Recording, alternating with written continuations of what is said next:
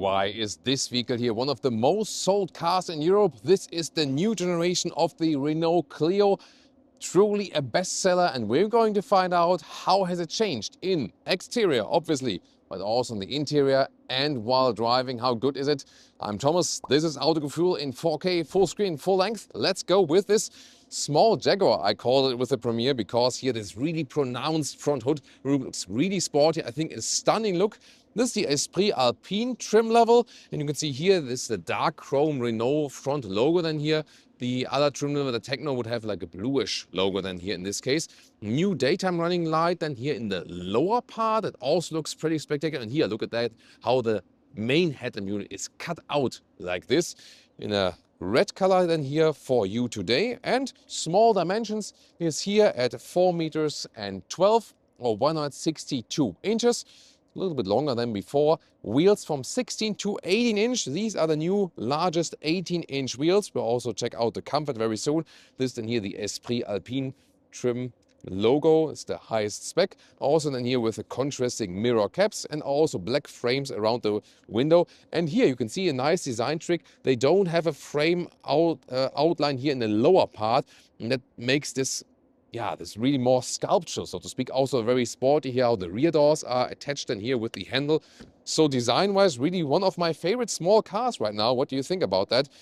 Very modern design for the tail lamps here as well.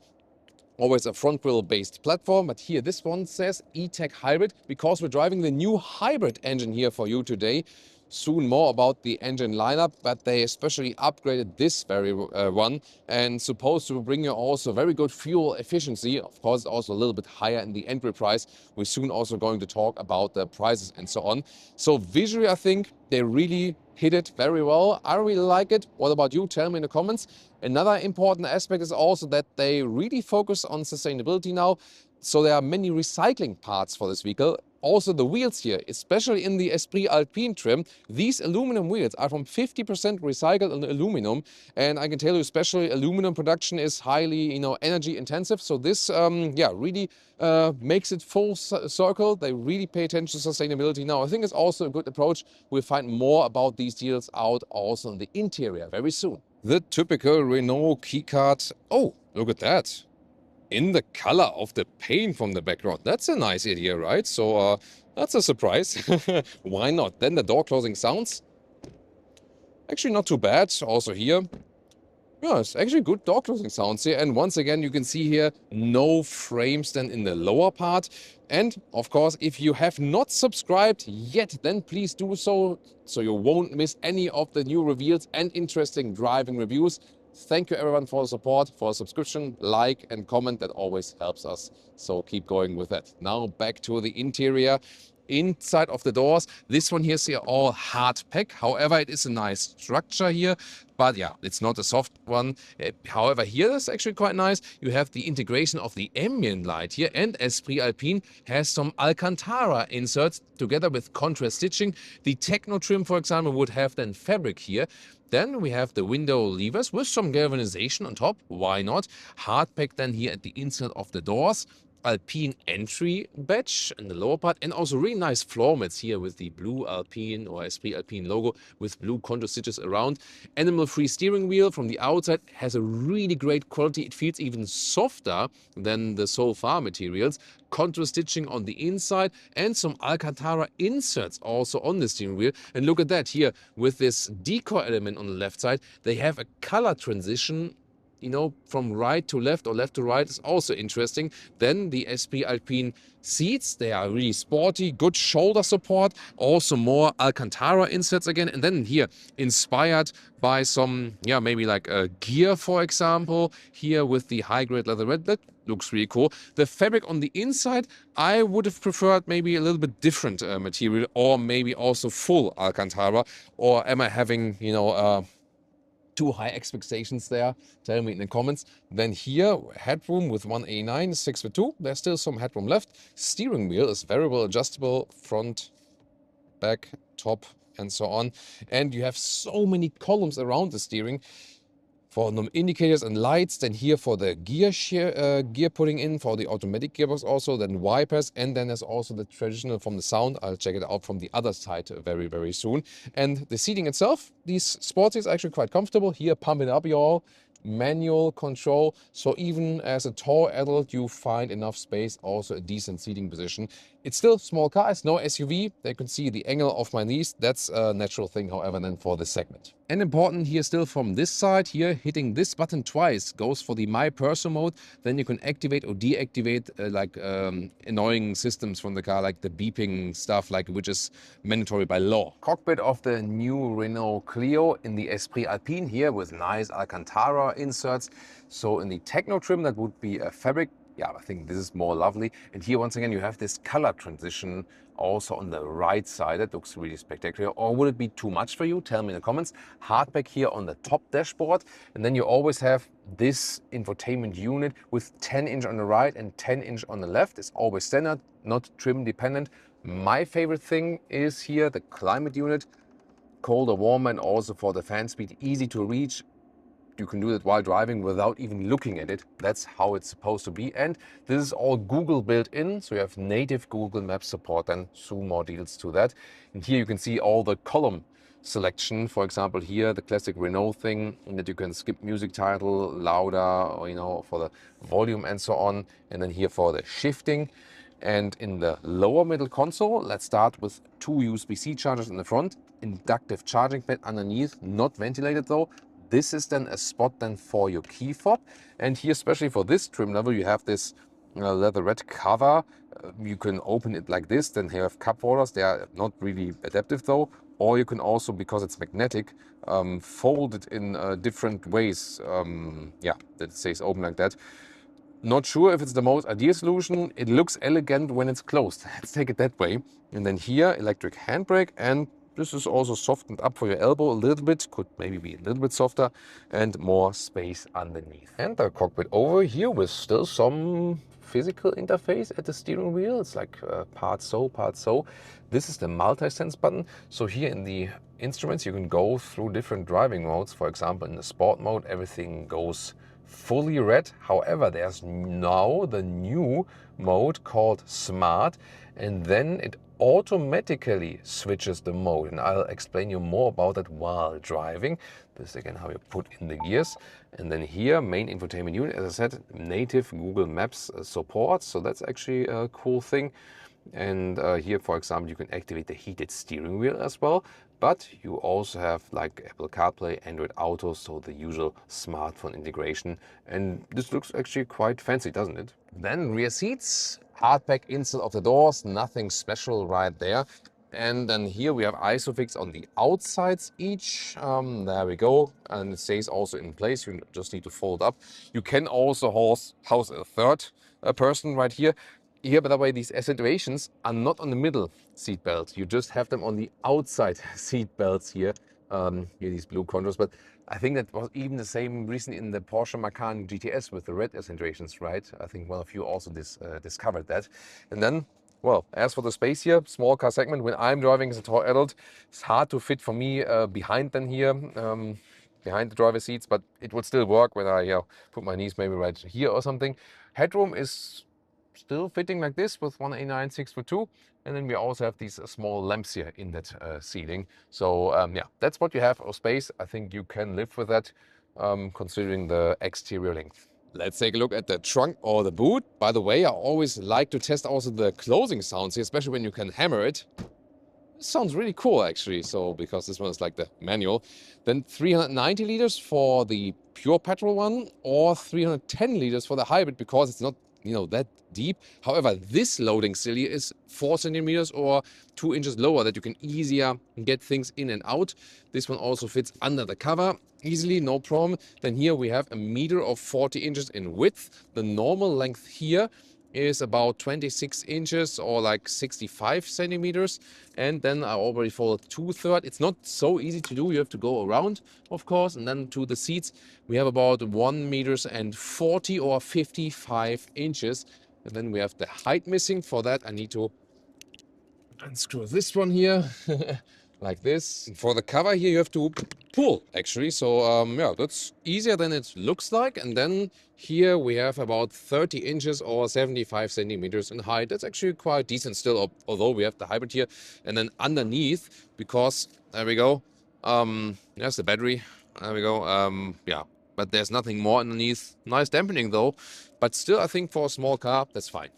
Under the hood, we have now here the updated 1.8-liter four-cylinder hybrid, 158 horsepower, 8.3 seconds in the acceleration figure, and also the battery capacity is now a little bit higher at 1.4 kilowatt hours, so you will have a lot of electric moments. On the entry-level side, there's the 1.2-liter three-cylinder engine, without the hybrid, 115 horsepower. That one also manual or automatic. This one always automatic. And for example, in Turkey, France, Italy, Spain, you will also get the LPG version. Right, let's start driving the all-new Renault Clio. And we're starting with the hybrid engine, the new hybrid engine, 1.8 liter, 158 horsepower. And they also made the battery a little bit larger, so we can have the more electric moments. And what's also new is this so-called smart driving mode. So far you could switch them between the comfort, eco, sport. And here now, smart mode basically chooses the driving mode for you. So as long as I'm driving really slowly and try to be more efficient and so on, it's rather keeping it in the eco mode. So now it says smart eco, but we're soon going to test it when I'm hitting the throttle a little bit harder. Then it will actually switch to the sport mode. And yeah, let's see how that works. Here now, EV says also here in the instruments. At the moment, the engine is shut off. Let's see if the police is coming in, or ambulance or something. So we have no local emissions then at this moment, and it's also more silent. Yeah, next to that ambulance siren. Then also when I'm driving just slowly here, stays in the electric mode from this hybrid. This is how the consumption should be better at the end of the day. We'll tell later more about that, what we had here with our whole test round and so on. And let's see, now we're heading to the motorway. Steering is in this eco mode pretty light. There's no like dead zone, so there's always something happening, but it's really easy and light to steer, definitely. It's a little bit tighter than when you go to the sport mode, for example. This one here is of course more powerful with 8.3 seconds in the acceleration figure in comparison to the base petrol engine. So if you need that extra power, plus you want the consumption advantage, that might be something. Then again, the entry price is higher here for the hybrid. Soon more about the prices. And as I said earlier, LPG engines also for Turkey, Italy, France, Poland, and Spain. So that might be another alternative. Then we don't have that in Germany, at least not yet. Then we have blind spot monitor here. We're going onto the motorway. There's this triangle here in the side mirror, helpful system. Other than that, this speed warning chime I have deactivated already with this button here, this My Perso mode.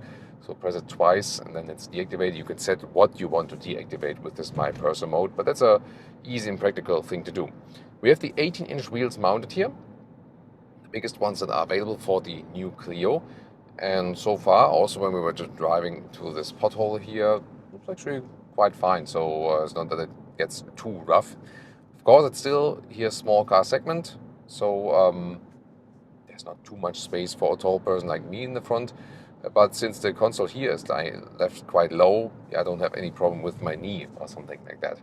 Now we're at about 60 kilometers an hour. We're slightly picking up speed. Once again, electric mode for this hybrid here, and it's keeping it still in the eco mode. And this is also the goal of this adaptive driving mode, that it's rather kept in the eco mode, because most of the time you probably won't need the harsh acceleration. Of course, when you put it in sport mode yourself first, it will be quicker to respond. But let's see how quick the system does respond. If we go like some 60 to 80 here now, and see what the driving mode does.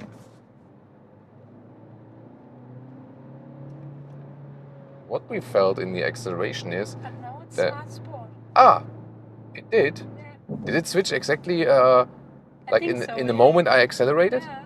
Ah, because I was waiting like for the whole change of the color and so on. Now it's eco. Ah, now it's Smart Echo again. Yeah, it's just like, I'm not sure if you can see it on this camera, if the steering wheel is blocking it. Interesting. So, but it keeps basically the color scheme, but if I would intentionally switch here, then it also switches the whole color scheme. That's probably like the reason behind it. So I was expecting this, but this is now like the true sport mode, pre-selected. Yeah, but why not? I mean, this smart mode is very interesting. Let's see, let's try it again. Yeah, indeed, it does. Yeah. So the moment I hit throttle, it switches from Eco to Sport. So Nia's already holding on tight during the acceleration. Yeah, it was really interesting because what we directly feel is that you first get some electric boost with this hybrid, and then the combustion engine sets in. And this gives you also this acceleration advantage, you know, and they are always playing together back and forth. So far, I would say, for a small car, it's also not too loud in here. Let's see if we can get up to some higher speeds, that we can tell you more about that. Here in cornering, car feels pretty precise to steer it around as well. Let's see also the brake response. I mean, we have recuperation here, but you don't really feel that in a negative way. And also here, when you go in the corner, you feel that short wheelbase, really small dimensions. And of course, even though it has a hybrid system, it's still not a heavy vehicle. Pretty light car, and that is always fun to drive, definitely. You also sit relatively low. It's not this always like you have more and more SUVs and so on, but this one here then rather low, typical small car segment, and that also makes up for this driving fun. Look at that here. Yeah, this is really nice to do some lane changes and so on. And here about 90 kilometers an hour, so almost 60 miles an hour, like 55 miles an hour. I think it's reasonably silent from the rolling noise and the wind noise and so on. So this is also something they have been working on. And going downhill, once again, using the hybrid engine, we are now once again in the EV mode. And I'm really looking forward to like what final consumption we will have at the end of our test drive then with this one. The seats are pretty sporty. They also hold you tight, even in the corners. So they have a lot of elements here which remind maybe at higher segment vehicles, but still you do feel the segment then overall, but that's actually fine. This is such a popular car in whole Europe, as I said, in some month, one of the most sold cars. Sometimes it's a Dacia Sandero then again, and they are of course also related. So because this vehicle can do a lot, it's not that large, still already has decent space, and it really drives very nicely, you know, so good fun drive. To me, here in the space mode, the steering is a little bit too light. That's maybe a matter of preference. What would you prefer? Here also pretty smooth. When going back to the lane changes again, and the hybrid system here, the setup is also something they worked on. The whole transitions, you know, when the engine hops on and off again, this is now way smoother. So sometimes you couldn't really tell what's happening, what the car is doing, and it's just doing that for you automatically, and that's actually it. The only time when you really feel it is really like when you floor it out, because then, you know, the engine is quite audible. So Leah's feeling here in this one seems relaxed. Yeah. It's nice. So yeah, I mean, also has a cool design on the exterior. So we now really put together a good package then here, and especially with the hybrid drivetrain, it gets a little bit more sophistication because you also have this calmness on the interior, using a lot of the electric moments then always, and then together with the improved noise insulation and some of the interior stuff and so on. You also see here these color nuances, these shades in these special decor elements in the Esprit Alpine. And I also like all the Alcantara accentuations right here that would be in fabric in the Techno trim. Oh yes, very nice remark from Leah here, like a tactile remark from Leah. Here the Alcantara at the steering wheel is also nice insert, so we like that. Oh, it looks interesting here. We That's like the Alcantara factory there. Ah, yeah, it's not the Alcantara factory because yeah, we've been there. It's in Italy, Yeah, but this funny, one, yeah, this one is the town of probably it's an Alcantara then. Alcantara. I'm not sure if our Portuguese viewers can say yes. So like, what's the? Oh, let's hear the parking beeper. No, that's a sound, but Oh, that's pretty annoying. Can I somehow deactivate it? No. I think it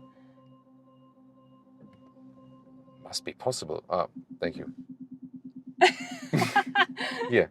Ah, this one. Okay. Ah, this is actually, you know, maybe pretty quick, maybe too quick reaction on what the car is doing here in parking. Yeah, we had that quite some time that the Renault and the Dacia, so from the group, the parking sound beepings are really stressful. So you can adjust something of that also in the menu. I would tend to like lower the volume there, definitely. But here, once again, moments like these, you have like this calm down atmosphere with the hybrid. So this is actually what's really good for.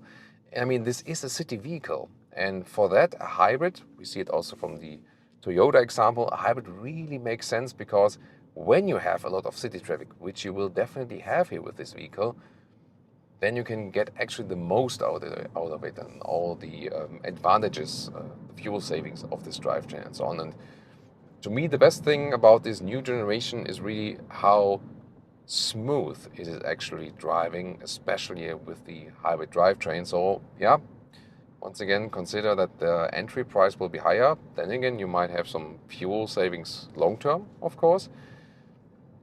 And it really adds this kind of sophistication, especially when you're driving in the. I mean, sometimes we can even think, hey, maybe, wait a minute, is it like an all-electric one?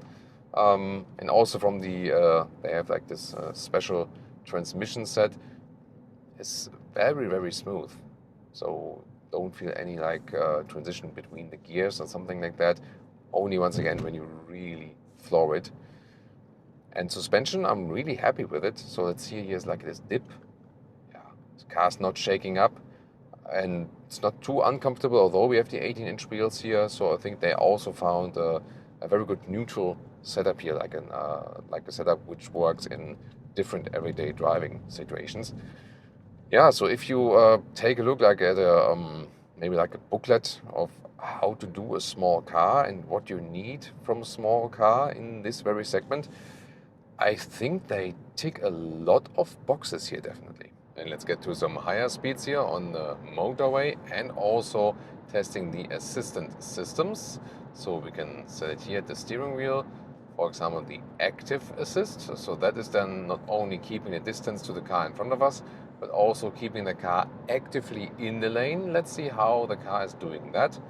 If there are like smooth corrections on the steering or if it's maybe nervous or something like that, but so far here keeping it quite well. And soon this motorway will also make some slight bends and also adjust the speeds here, because here we can drive up to 120 kilometers an hour in Portugal today. And that is actually very smooth how the car is steering now, doing the following the lane.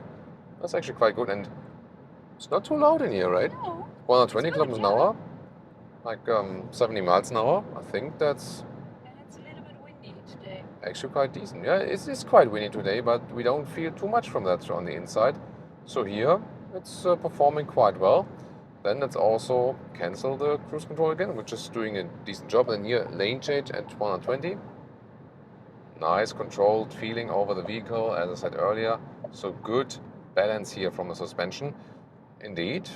I mean, the hybrid is specially optimized, of course, for the city and so on. So you won't have that much fuel savings on, you know, very, very high speed and so on. However, this one still, in comparison to the small one, it has the higher displacement. So it will also then probably run at lower RPM. That will, of course, also help then.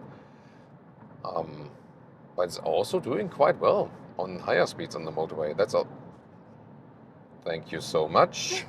I hate that. Why would you? Yeah. You know these situations when the guys in front of you just use the fluid? I mean, sometimes there can be some situations where it has to be. Oh, it's like the R5 in black looks quite stunning, right? Yeah. Like in completely black. That's Little nice. Batmobile. Little Batmobile, yeah, indeed. So I'm surprised, positively surprised, how good it's also performing on the motorway. You know, by the way, yeah, going uphill, still feel it's not the most performant engine. However, I haven't used the pin down, so even in this situation, when I pin it, then there would be more things going, and you also directly switch again to the sport mode here in this smart automatic mode. So interesting innovation right here. So I'm also happy how it behaves here on the motorway. Fuel economy works quite well, gotta say that. You have to differentiate between city use only, where you can more stress the hybrid, so then you can only use some 4 liters and more kilometers, like the official figure almost. And when you go motorway, 120 kilometers now, it's more like 6 liters and more kilometers. And the overall average then is, with everything combined, a little bit less than 5 liters on more kilometers. So you get some 50 mpg US and 60 mpg UK. So overall, very decent. Prices starts at about 20,000 euros, like in the German prices. If you go for the hybrid, starts 24,000 euros. And if you go for a full spec vehicle like it is here, then you're moving towards a little bit under 30,000 euros. Of course, it's not then cheap anymore, but considering other average car prices, it's still more to the affordable side than many other cars, and it really delivers. I think it's one of the most stunning small cars now from the exterior design. The interior has also lovely details, and it drives very well. And especially here with the new hybrid powertrain, I think it has a higher level of sophistication, especially here for this small car segment. So I really have to say it ticks a lot of the boxes what you think or what you expect from small cars, and especially then here in the higher trim even goes a little bit above that. And I think this will also account for the, again, success for this vehicle, because again, not many cars are so affordable anymore. Prices are going higher and higher. So I really like that there's also still a choice where you don't pay too much money, but you already get a stunning car from the exterior, and also which drives very well. What do you think? Tell me your opinion in the comments. And now it's time to check out some competitors.